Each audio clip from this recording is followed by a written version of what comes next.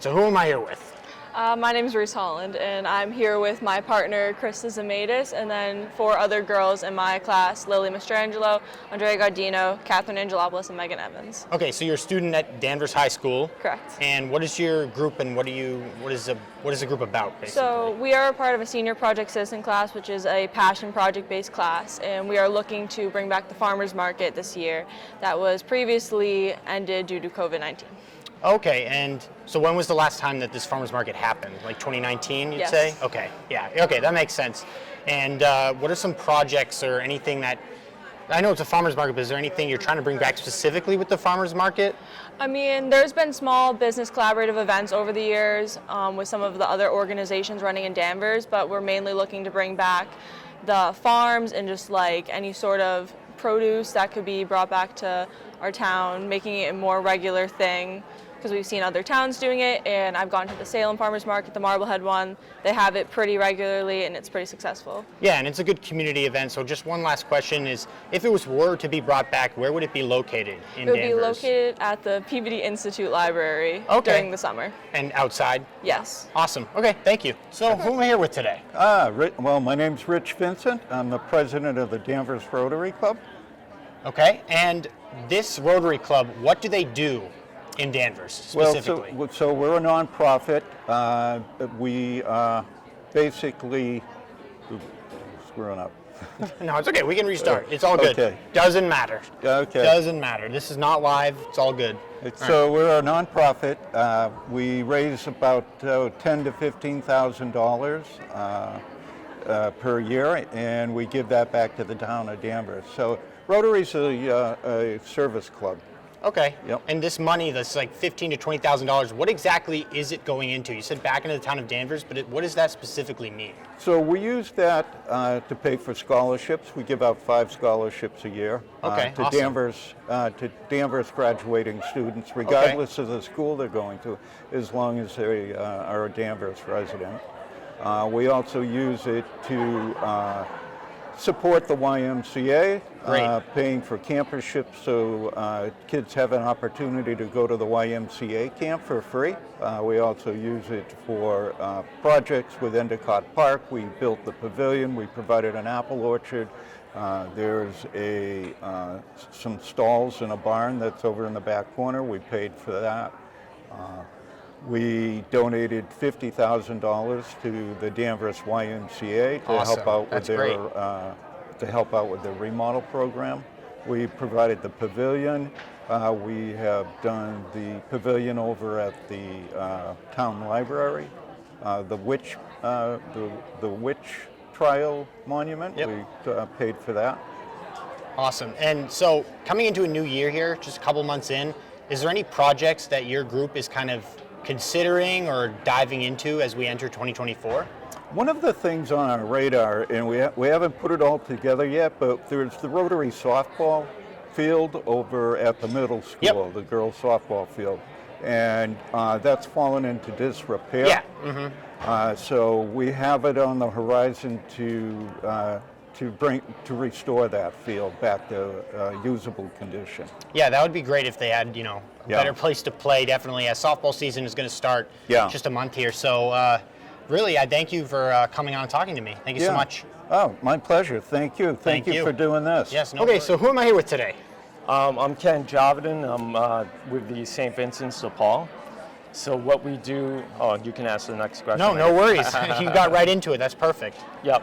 So what we do is we help Danvers residents with things like rent, utilities, transportation costs, or other issues that people may come up with in bad times.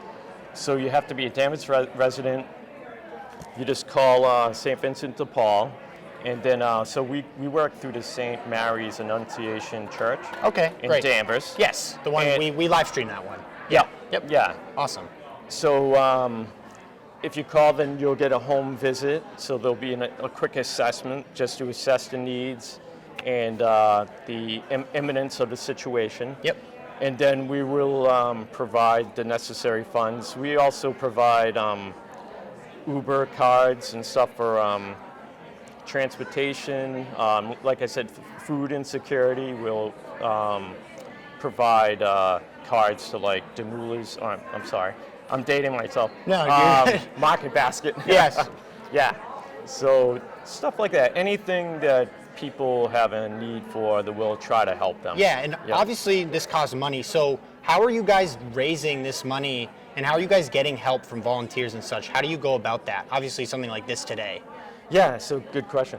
So we get donations through people in the parish and from outside, and there's also some grants through like the Pillsbury House has been great, giving us grants and small grants from other places. There's been very helpful people like there's a nice lady named Andrea that runs a yoga class at the YMCA, and we went over there and we gave a little spiel quick, and then people had donated to us through that. So little pockets of places where we can go just talk to people, get some more funds generated. Every little bit helps. So if anyone wants to donate to the St. Vincent's de Paul in Danvers, that would be a great help. Thank you.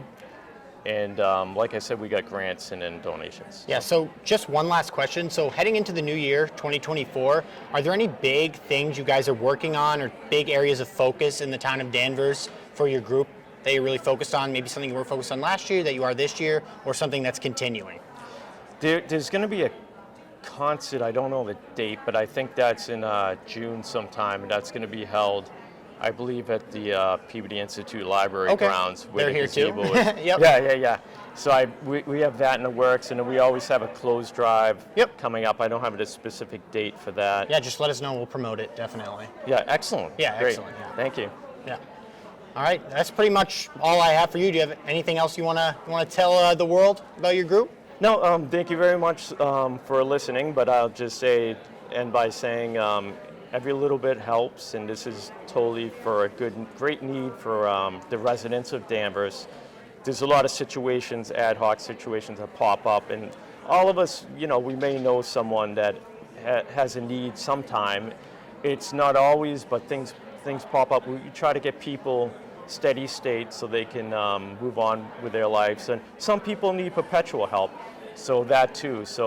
But like I said, any bit helps. Thank you very much. Thank you. Okay. Awesome. So who am I here with today? So I am Suzanne Malik. I'm the Community Outreach Director for the Danvers Community YMCA. Awesome. And thank you for having us here. Yeah, this is no great. worries. And so you're here today at the high school. What are you trying to get out of being here at the high school today? And are there any things like going into 2024 that you're like some projects and stuff, some big things, some big plans? Well, we do. We have a lot going on. So this is a great event for us to just be networking and meeting the community and letting people know what we're doing, see if we can get other groups involved with us. But right now for 2024, we're in a major renovation mode. Awesome. So we're looking for volunteers for our events, different activities that we have going on. But as I've said here, we're hoping we'll get more community involved to come and see what we're doing, come check us out. We are making our facility more accessible for everybody. We're making it more user-friendly. We're making it more ADA accessible for our seniors. We have a lot of seniors in our community. And then we're putting together more activities for the youth. And it's just a really wonderful project, but obviously there's a lot that it requires financially as well as people getting involved from a volunteer standpoint. Yes, of course. And I'll just keep it short, just ask one last question here. So in terms of getting volunteers, so going to something like this is kind of a way of doing that. It is. And do you think you're going to get, the numbers? Are you confident in that ability, getting those volunteers and everything? Oh, from this event? Yeah, and just in general? Oh yeah, no, I think, as people start to see what we're doing, they give us a call, they say how can they get involved. From this event, we've already had so many of the youth come and volunteer for our event, so we're excited about that. Awesome. It's great. All right, thank you so much. Yeah, thank you. Thank you. So who am I here with today?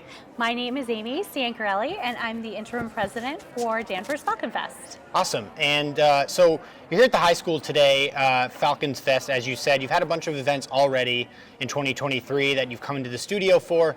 So being here today, looking for volunteers, money, fundraising?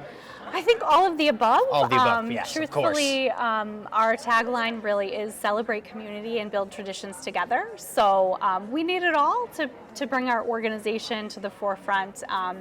And so we are looking for volunteers, high school age or older. Yep. We are looking for fundraising. We have corporate sponsorships available. Awesome. And we're looking to just market and share our organization with the town. Yeah, so you've had, previous events such as the bonfire, for example. So going into 2024, the weather starting to be nicer. Are there any events you guys are planning or things or ideas you have kind of in the works? Yeah, Beginning stages? Great question, and I'd love to take a minute to shine here. Yeah, so, no worries. We have had a lot of success in a short period of time. Yes. Falcon Fest has only been around since August of 2022. Oh, wow. Okay. So, but this summer, the focus really is on Downtown Rewind, which will be June 25th, and Okay. we're planning to block off Maple Street for fun, food, live music, all kinds of good stuff, celebrating music through the decades. Then next up, we have our fireworks spectacular. We are bringing back a beloved tradition to town, and that will take place on August 11th here at Danvers High School. And to wrap up all things summer, we are going to bring back our Wiffle Bowl event, which is part wiffle ball tournament and part ice cream tasting social. And that that's will awesome. be at St. John's Prep on September 22nd. Awesome. That all sounds really good. Thank you so much. Yeah, thank you. All right, so who am I here with today? Lauren Bartold. I'm Executive Director of the Heathmere Center for Cultural Engagement. Okay, so you're here at the high school today, with all these other great organizations in the town of Danvers and towns right nearby. So what are you here looking for today, and are you looking for fundraising, volunteers? I've asked that kind of question to other people. Yeah, right. So we do public dialogue programming where we bring people together to help them talk in a way that others can listen and listen to build trust and deepen connection.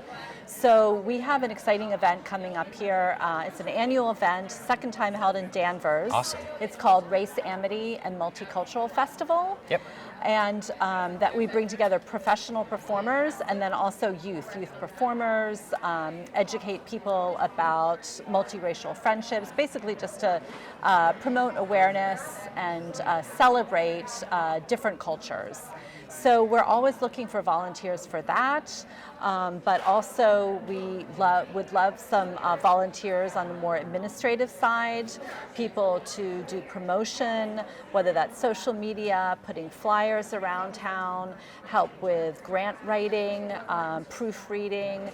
So, and then also because we do dialogue, we also always need facilitators. So if people are trained in facilitation, we'd love to have them reach out to us. So we have a really wide variety of volunteer needs, and I'd love to hear from anybody that might be interested in helping people come together and talk in a more productive way to strengthen our communities. Yeah, and sorry. No, it's okay. We'll just cut. Okay, yeah. So last question, it's you mentioned people, reaching out to you. So if they wanted to get involved, how would they reach out to you? Yeah, the best way is through email, Okay. which is info@heathmere.org, and Heathmere is HEATHMERE. So that's info@heathmere.org, and you can also check out our website to learn more about our programming. Awesome. Thank you so much.